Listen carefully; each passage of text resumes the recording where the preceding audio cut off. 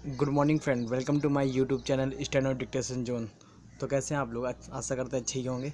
आज मैं आपको यहाँ पर जनसत्ता समाचार पत्र की संपादकीय 85 सब प्रति मिनट की गति से बोलूँगा। अगर आप हमारे चैनल स्टेनो डिक्टेशन जोन में पहली बार आए हैं तो उसे सब्सक्राइब कर लीजिए। अगर वीडियो पसंद आए तो उसे लाइक करें और इसे शेयर करें।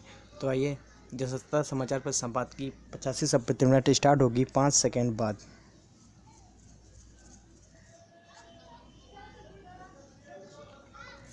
स्टार्ट। प्रधानमंत्री सहायता कोष यानी पीएम केयर्स से 1000 करोड़ रुपए की मदद मजदूरों को पहुंचाने की घोषणा की गई है। यह रकम स्वतंत्र रूप से सिर्फ शहरों से बेरोजगार होकर अपने गांव पहुंचने वाले मजदूरों के लिए है। निश्चय ही इससे उन्हें बड़ी राहत मिलेगी, मगर यह मदद राज्य सरकारों की मार्फत उन्हें मिलनी है, इसलिए उनकी संजीदगी पर निर्भर है कि वे मजदूरों तक इसका कितना लाभ पहुंचा पाती है। पूर्णबंदी के तीसरे चरण में मजदूरों की घर वापसी तेजी से बढ़ी। चिलचिलाती धूप में उन्हें सड़कों पर पैदल, साइकिलों से या फिर ट्रकों वगैरह में छिपकर लौटते देखना एक त्रासद अनुभव है। ऐसे में कुछ राज्य सरकारों ने उनकी वापसी के लिए रेलें चलाने का फैसला किया और धीरे धीरे विशेष गाड़ियां चलनी शुरू हुई। राज्य सरकारों ने विशेष बस सेवाएं भी शुरू की, मगर बिहार सरकार अब भी इसी पक्ष में है कि जो लोग जहां हैं वहीं रहे, उन्हें वापस ना लौटने दिया जाए। जांच वगैरह के मामले में भी बिहार सरकार की तैयारियों पर उंगलियां उठ रही हैं। ऐसे में पीएम केयर्स का पैसा वहां किस रूप में और कितना सही हकदारों तक पहुंच पाएगा, कहना मुश्किल है। पैरा इस वक्त अपने गांव लौटे मजदूरों के सामने सबसे विकट समस्या है।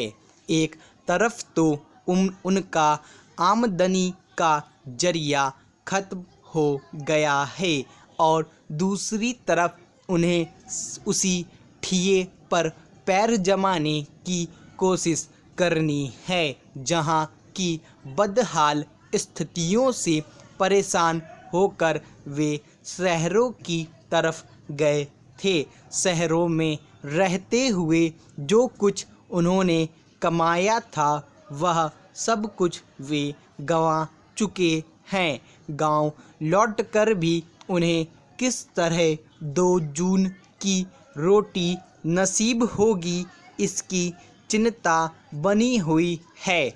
ऐसे में पीएम केयर्स का पैसा अगर सीधे उन तक पहुंचाने का प्रयास किया जाता है तो उनके लिए बड़ी मदद होगी, मगर अभी तक इन मजदूरों की सही पहचान, इनका पंजीकरण आदि नहीं हो पाया है, जिसके चलते उन्हें मदद पहुंचाने में सरकारों को अड़चन आ सकती है।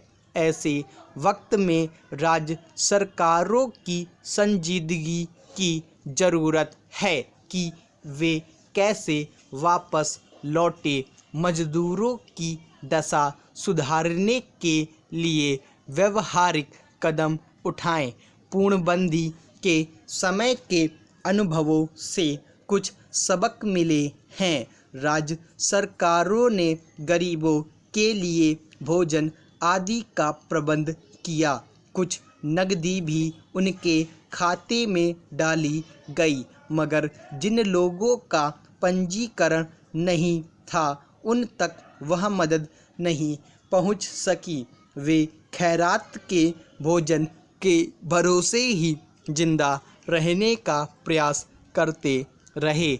वही समस्याएं पीएम केयर्स से मिली मदद के आवंटन में भी आ सकती हैं। पैरा इस वक्त राज्य सरकारों के सामने दोहरी चुनौती है कि किस तरह कोरोना संक्रमण को फैलने से रोका जाए और दूसरी तरफ किसी को भूख और बदहाली से ना मरने दिया जाए। जिस तादाद में प्रवासी मजदूर अपने घरों को लौट रहे हैं उनसे गांवों में संक्रमण फैलने का खतरा निसंदेह बढ़ गया है, पर उन्हें बदहाली में बंद करके कहीं और नहीं रखा जा सकता।